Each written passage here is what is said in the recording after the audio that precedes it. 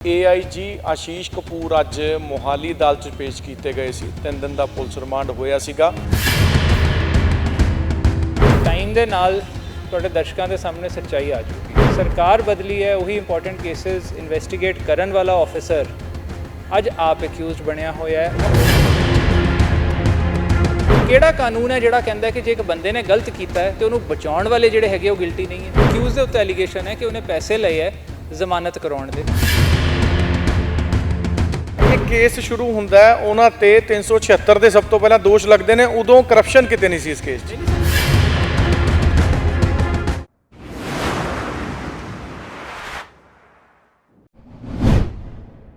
ਸਤਿ ਸ਼੍ਰੀ ਅਕਾਲ। ਸਕਰੋਲ ਪੰਜਾਬ ਦੇਖਣ ਵਾਲੇ ਦਾ ਬਲਜੀਤ ਮਰਵਾਹਾ ਵੱਲੋਂ ਸਵਾਗਤ। AIG ਆਸ਼ੀਸ਼ ਕਪੂਰ ਅੱਜ ਮੋਹਾਲੀ ਅਦਾਲਤ 'ਚ ਪੇਸ਼ ਕੀਤੇ ਗਏ ਸੀ। 3 ਦਿਨ ਦਾ ਪੁਲਿਸ ਰਿਮਾਂਡ ਹੋਇਆ ਸੀਗਾ।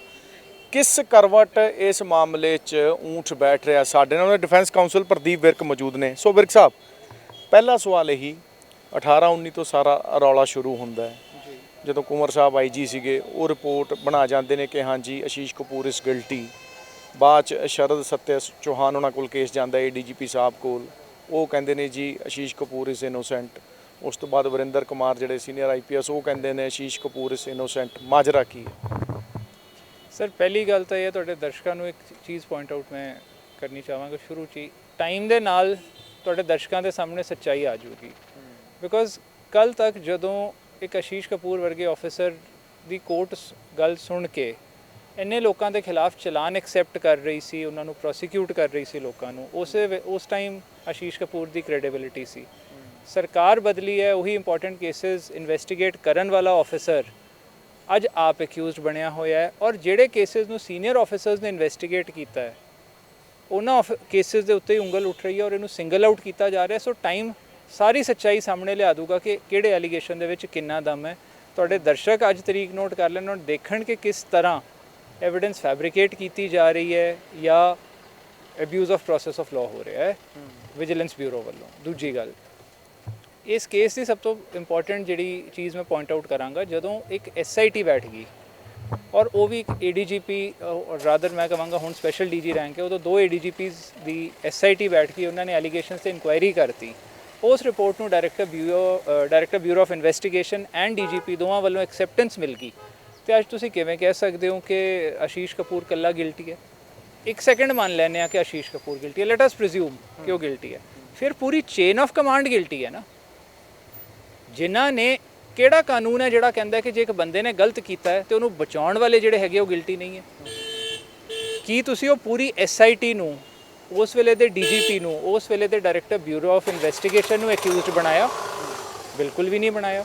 ਹਾਂ, ਉਹਨਾਂ ਦੀ ਕੀ ਮੈਲੀਫੈਂਟ ਇੰਟੈਂਸ਼ਨ ਸੀ ਜੋ ਉਹਨਾਂ ਨੇ ਐਗਜ਼ੋਨਰੇਟ ਕੀਤਾ ਹੈ?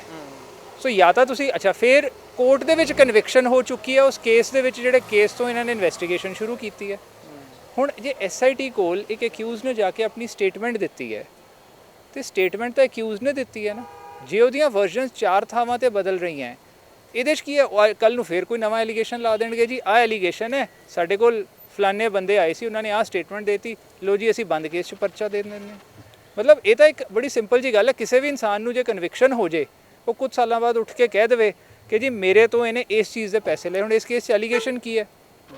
ਅਕਿਊਜ਼ਡ ਨੇ ਅਕਿਊਜ਼ ਦੇ ਉੱਤੇ ਐਲੀਗੇਸ਼ਨ ਹੈ ਕਿ ਉਹਨੇ ਪੈਸੇ ਲਏ ਹੈ ਜ਼ਮਾਨਤ ਕਰਾਉਣ ਦੇ, ਉਹਦੀ ਮਾਂ ਦੇ, ਉਹਦੇ ਭਰਾ ਦੇ ਮਾਂ ਤੋਂ। ਠੀਕ ਹੈ, ਹੁਣ ਮੈਨੂੰ ਇੱਕ ਗੱਲ ਦੱਸੋ, ਇਹ ਐਲੀਗੇਸ਼ਨ ਅੱਜ ਤੱਕ ਕਿਉਂ ਨਹੀਂ ਲੱਗਿਆ?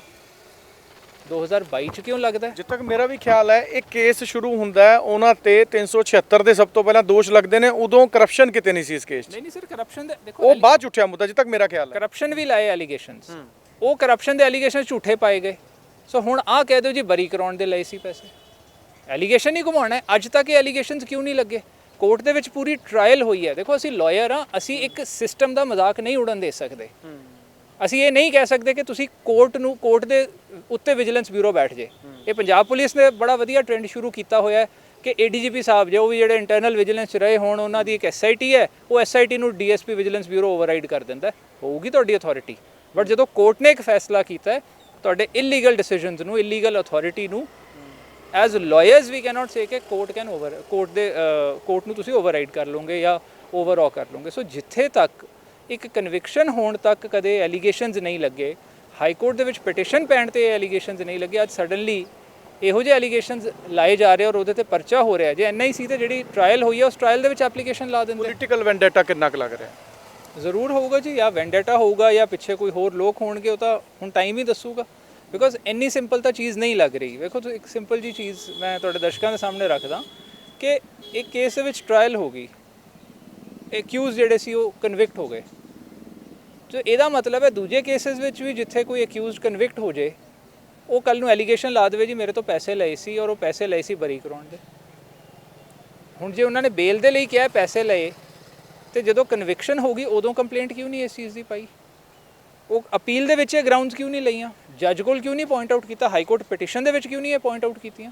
ਅੱਜ ਅਚਾਨਕ ਕਿਹਾ ਔਰ ਵਿਜੀਲੈਂਸ ਉਸ ਚੀਜ਼ ਨੂੰ ਇੱਕ ਸੱਚਾਈ ਮੰਨ ਕੇ ਉਸ ਚੀਜ਼ ਤੇ ਪ੍ਰੋਸੀਕਿਊਸ਼ਨ ਲਾਂਚ ਕਰ ਰਹੀ ਹੈ। ਤੁਹਾਡੇ ਤੇ ਆਈ ਮੀਨ ਕਪੂਰ ਸਾਹਿਬ ਤੇ ਐਲੀਗੇਸ਼ਨ ਲੱਗੇ, ਤੁਸੀਂ 3 ਦਿਨਾਂ 'ਚ ਆਪਣੀ ਬੈਂਕ ਡਿਟੇਲ ਤੱਕ ਨਹੀਂ ਦੇ ਰਹੇ, ਤੁਸੀਂ ਉਹਨਾਂ ਨੂੰ ਕੋਆਪਰੇਟ ਨਹੀਂ ਕਰ ਰਹੇ? ਸਰ ਡਿਟੇਲ ਤਾਂ ਜਦੋਂ ਅਰੈਸਟ ਕੀਤਾ ਹੈ, ਪ੍ਰੋਫਾਰਮਾ ਜਿਹੜਾ ਸੀਗਾ ਉਸ ਪ੍ਰੋਫਾਰਮਾ ਨੂੰ ਹੀ ਤਾਂ ਉਹ ਦੇਣ ਗਏ ਸੀ ਕਿ ਮੇਰੀ ਕੀ ਡਿਟੇਲਸ ਹੈ। ਔਰ ਜਿਹੜੀ ਬੈਂਕ ਡਿਟੇਲਸ ਦੀ ਗੱਲ ਹੈ ਉਹ ਅੱਜ ਅਸੀਂ ਕੋਰਟ ਦੇ ਵਿੱਚ ਵੀ ਕਿਹਾ ਕਿ ਅਸੀਂ ਸਬਮਿਟ ਕਰ ਦਿੰਦੇ ਹਾਂ, ਕੋਰਟ ਦੇ ਵਿੱਚ ਵੀ ਅਸੀਂ ਸਬਮਿਟ ਕਰਨ ਲਈ ਤਿਆਰ ਸੀਗੇ। ਇਨਫੈਕਟ ਐਸੇ ਹਰਜਿੰਦਰ ਦੀ ਦੇਤੀ ਹੈ, ਆਸ਼ੀਸ਼ ਕਪੂਰ ਜੀ ਦੀ ਅਸੀਂ ਬੈਂਕ ਡਿਟੇਲਸ ਮੰਗਾ ਕੇ ਉਹ ਵੀ ਅਸੀਂ ਸਬਮਿਟ ਕਰ ਰਹੇ ਹਾਂ ਵਿਜੀਲੈਂਸ ਨੂੰ ਅੱਜ ਹੀ। ਸੋ ਜਿੱਥੇ ਤੱਕ ਇਹਨਾਂ ਚੀਜ਼ਾਂ ਦਾ ਸਵਾਲ ਹੈ, ਵਿਜੀਲੈਂਸ ਕੋਲ ਤਾਂ ਸਾਰਾ ਰਿਕਾਰਡ ਆਲਰੇਡੀ ਸੀਗਾ। ਹੁਣ ਉਹ ਡਿਨਾਈ ਕਰ ਰਹੇ ਆ ਉਸ ਚੀਜ਼ ਨੂੰ, ਉਹ ਕਿਉਂਕਿ ਉਹਨਾਂ ਨੇ ਰਿਮਾਂਡ ਲੈਣ ਦਾ ਬਹਾਨਾ ਬਣਾਉਣਾ ਹੈ, ਇਸ ਚੀਜ਼ ਕਰਕੇ ਸਾਰਾ ਕੀਤਾ ਜਾ ਰਿਹਾ ਹੈ। ਟੈਕਨੀਕਲੀ ਮਤਲਬ ਜਿਹੜੇ ਤੁਸੀਂ ਪੁਆਇੰਟ ਸਾਨੂੰ ਦੱਸ ਰਹੇ ਹੈਗੇ ਹੋ, ਦਾਵਾ ਕਰਦੇ ਹੋ ਬਰੀ ਹੋਣਗੇ ਕਪੂਰ ਸਾਹਿਬ ਜਾਂ ਗਿਲਟੀ? ਹਾਂ ਸਰ, ਗਿਲਟੀ ਹੁੰਦੇ ਤੇ ਫਿਰ ਇਹਦਾ ਮਤਲਬ ਜਿਹੜੀ ਟ੍ਰਾਇਲ ਹੋਈ ਹੈ ਉਹ ਵੀ ਗਲਤ ਹੋਈ ਹੈ। ਫਿਰ ਤਾਂ ਅਸੀਂ ਜੁਡੀਸ਼ਰੀ ਤੇ ਸਵਾਲ ਚੁੱਕਦੇ ਕਿ ਜੁਡੀਸ਼ਰੀ ਨੇ ਕਿਸੇ ਨੂੰ ਗਲਤ ਕਨਵਿਕਟ ਕਰਤਾ, ਇਹਦਾ ਮਤਲਬ ਹੈ। ਜੇ ਅਸੀਂ ਉਸ ਪੁਆਇੰਟ ਨੂੰ ਕਹੀਏ ਤਾਂ ਸਭ ਤੋਂ ਪਹਿਲਾਂ ਤਾਂ ਅਸੀਂ ਜੁਡੀਸ਼ਰੀ ਤੇ ਉਂਗਲ ਚੁੱਕ ਰਹੇ ਹਾਂ। ਅਸੀਂ ਜੁਡੀਸ਼ਰੀ ਤੇ ਉਂਗਲ ਨਹੀਂ ਚੁੱਕਦੇ।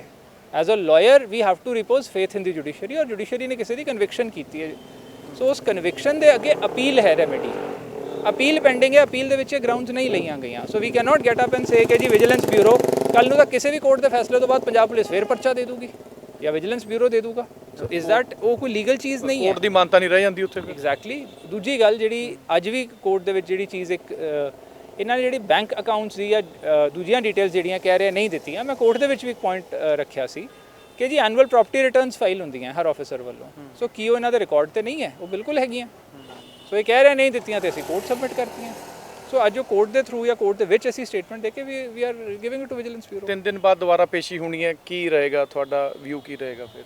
ਦੇਖੋ, ਸਾਡੇ ਵੱਲੋਂ ਤਾਂ ਆਹੀ ਕੋਸ਼ਿਸ਼ ਹੈ ਕਿ ਜੀ ਕੇਸ ਦੇ ਵਿੱਚ ਜਿਹੜਾ ਧੱਕਾ ਹੋ ਰਿਹਾ ਹੈ, ਜਿਹੜੇ ਕੇਸ ਦੇ ਵਿੱਚ ਇਲੀਗਲ ਚੀਜ਼ਾਂ ਹੈ ਉਹ ਹਾਈਲਾਈਟ ਕਰੀਏ।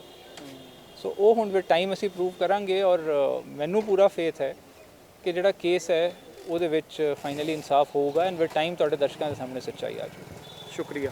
ਸੋ ਪ੍ਰਦੀਪ ਵਿਰਕ ਉਹਨਾਂ ਨੇ ਸਾਫ਼ ਕੀਤਾ ਹੈਗਾ। ਅੱਜ ਜਦੋਂ ਜੱਜ ਹਰਪ੍ਰੀਤ ਕੌਰ ਦੀ ਅਦਾਲਤ ਵਿੱਚ ਮਾਮਲਾ ਚੱਲ ਰਿਹਾ ਸੀ ਤਾਂ ਜਿਹੜਾ ਸਰਕਾਰੀ ਪੱਖ ਸੀਗਾ, ਜਿਹੜਾ ਵਿਜੀਲੈਂਸ ਦੇ ਸੀਗੇ ਸਰਕਾਰੀ ਵਕੀਲ, ਉਹਨਾਂ ਨੇ ਕਿਹਾ ਜੀ ਇਹਨਾਂ ਦੇ ਕਰਨਾਲ 'ਚ ਪਾਣੀਪਤ 'ਚ ਬੈਂਕ ਅਕਾਊਂਟ ਨੇ 1 ਕਰੋੜ ਰੁਪਏ ਦੀ ਜਿਹੜੀ ਗੱਲ ਹੋ ਰਹੀ ਹੈ, ਉਹ ਚੈੱਕ ਜਿਹੜੇ ASI ਹਰਜਿੰਦਰ ਕੈਸ਼ ਕਰਾ ਕੇ ਲਿਆਉਂਦਾ ਹੁੰਦਾ ਸੀਗਾ, ਸੋਨਾ ਕੁਝ ਖਰੀਦਿਆ ਗਿਆ। ਸੋ ਅਦਾਲਤ 'ਚ ਕਪੂਰ ਉਹਨਾਂ ਨੇ, ਆਸ਼ੀਸ਼ ਕਪੂਰ ਉਹਨਾਂ ਨੇ ਵੀ ਦੱਸਿਆ, ਉਹਨਾਂ ਦੇ ਡਿਫੈਂਸ ਨੇ ਦੱਸਿਆ ਕਿ ਜੀ ਇਹ ਸਾਰਾ ਉਹਨਾਂ ਦੇ ਕ੍ਰੈਡਿਟ ਕਾਰਡ 'ਚੋਂ 1 ਨੰਬਰ 'ਚੋਂ ਸੋਨਾ ਖਰੀਦਿਆ ਗਿਆ ਸੀਗਾ ਤੇ ਪੈਸੇ ਬਾਰੇ ਦੱਸ ਚੁੱਕੇ ਮੇਰਾ ਇੱਕੋ ਹੀ ਅਕਾਊਂਟ ਹੈ HDFC ਬੈਂਕ ਦੇ ਵਿੱਚ।